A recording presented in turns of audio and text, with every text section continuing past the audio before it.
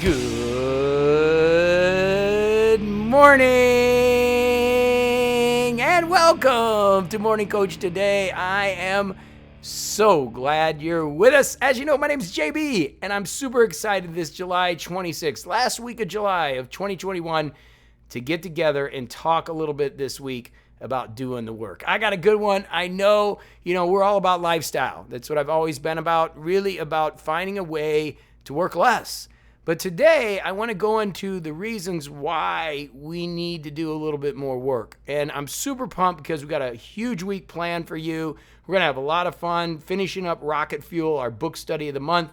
We're going to talk about underlying motivation on Wednesday, Ask JB on Thursday, of course, the reward on Friday, our Abundance Day, Saturday, check in the boxes system, and Sunday, a little Khalil Gibran telling us that work is love made visible. We got a great one for you. It is about the energy. So let's get into it and let's rock and roll. Hey, before we move on, JB here, just wanted to give you a quick note that this is our free show. Basically moved to every week. So it's every Monday, there'll be a new show coming up with some great ideas and things happening in the Morning Coach world. We started in 2005 and done over 4,308 episodes. And over those years, we've had a wonderful membership community that supported us along the way. We've never done ads. I've never wanted to have my coaching skewed through ads. And we've built some amazing systems. Right now, if you go over to morningcoach.com, our membership is closed, depending on when you're listening to this. We do open it up on occasion. You can sign up for on the email list, and we'll let you know when we open up again. That's how you can get the daily shows and the daily coaching. But we have some of the best coaching in the world and some of the best members in the world. And so put this up there every Monday to just give you some good energy with what we're doing. And if you want to come over and get involved, ad-free with our messages, sign up on that email, and you will get notified the next time we open up our membership for our coaching programs. All right, so go have a great day, and let's get back to the show. So as I start today, it's my last week here in LaPorte, Indiana. I don't know exactly what day I'm going to head back. Might be tomorrow, might be Wednesday. Maybe I'll stay through the weekend and head back on the 1st. I don't know, but I do know this, that I've had a really good, well, let's say just a break from Florida life, from kind of the routine that I was in, and really spent the last couple weeks opening my eyes up to new ways of doing things, reflecting on my own get it done now plan and seeing where I'm at. We had a quick check act month this month. In fact, we're going to move our group coaching call till next month because I've obviously been here. But we've had that quick check act, and now I'm ready to start acting. And that means we've got to start doing the work. And I always said I work to live, not to live to work. And that's an old adage that they say when you go to Colombia is that, hey, we're here to work. We work so we can live, not live to work. And in the United States, typically they say, those people are there just working constantly. And so over the years, I've created ILD. I've created different structures to help people get away from work. But it's never been to just absolutely not work. And I think that's one of the issues we ran into years ago when I started putting out some of the courses that I do to help people create residual and passive income, that for some reason in those areas people feel they don't have to work. And we should define that real quick, because residual income is income that comes in when you sleep. It's income that's coming in all the time. It's a beautiful thing. It's very magical. You can do it in multiple ways, but it is a great way to live life. But it doesn't mean you're not going to have to work. Passive income, on the other hand, it could possibly get you there. If you think about the new average that they say of what money will last, which is 20, 30 years at 4.5%, used to be 4%.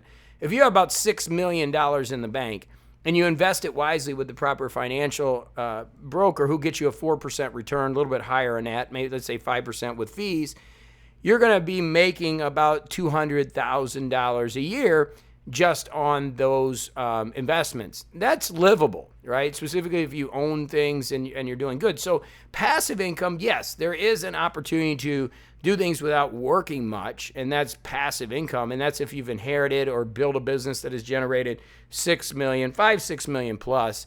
That's going to put you in that spot. But typically, when we talk about residual and lifestyle income, we are not talking about just passive income that's invested income. We're talking about things that you have to do in order to make it work. And so when I started looking at my plan, I started looking at things that have worked for me over the last year, and things that I've done, and things that were on my plan that I haven't done.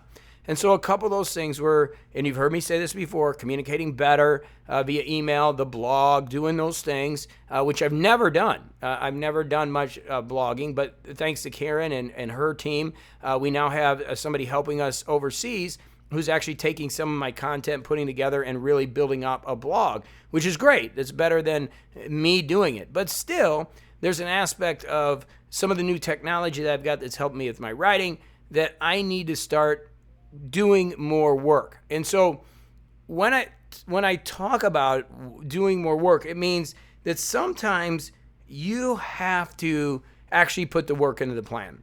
So when we do our planning in December, which will be here before you know it, and we're really working on 2022 being great, when we look back in July of 2022, one or two of the things going to happen. One is you're going to get really excited about the plan and you're going to go to work. Or two, you're going to get really excited about the plan and you're not going to go to work. If you don't go to work, you are not going to get the results. The planning is always the fun stuff. It's the work that gets challenging. I equate it to this, and I remember this to the 2 times I've done it. I bought 2 homes.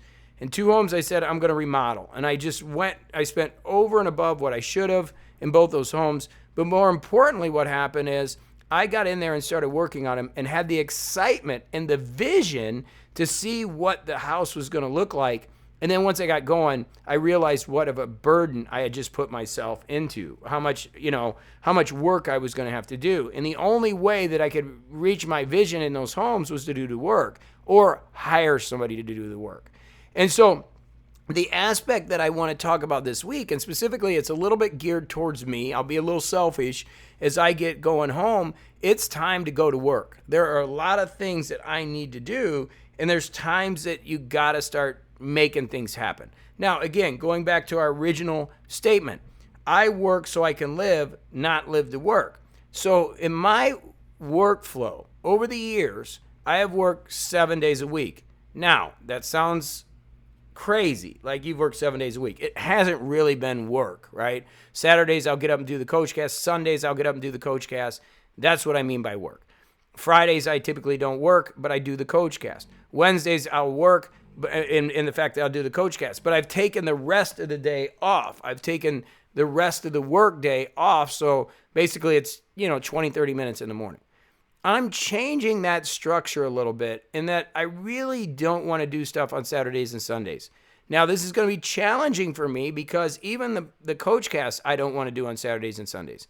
But one of the things I need to do is more work. So that sounds so crazy and so outside of what I'm saying is because I need to get things organized and I need to do more work, but I need to do less work on Saturdays and Sundays because here's what happens with me. I will get into a phase where I will start to work really hard. And then I'll work through the weekends. And I personally like to work Sundays. The reason I like to work Sundays when I'm grinding out is because everybody else is not doing anything and I can get work done, right? But I'm trying to change my current work schedule to more of a Monday through Friday, still taking Fridays off, meaning I'll do the coach cast in the morning and do a little bit, but really having the whole day off, and still taking Wednesdays a majority of the days off, but really working harder Monday, Tuesday, Thursday, and then really keeping that organization in place and really working the lifestyle in a way where then just don't do anything on the weekends, right? And I'm not saying not work or do anything, but just be totally free, which I haven't done for years. So I am really starting to focus in on the Pareto principle and working harder on identifying those things that I need to do so I don't have to do more work. So again, let's step back to what I'm trying to say here. We all need to do work. When we look at our plan and we look at the things that we're doing, okay, there are certain things that you need to do that are more important than other things. You've got to be able to identify those to be able to let go of the other areas that aren't working. For example, the things that I just waste time if I'm sitting on the computer and just doing YouTube, I'm not creating. So one of my friends sent me a message who has millions of subscribers, and I was talking to her, and she says before she'll even consume a YouTube video, she will make a YouTube video. That is doing the work.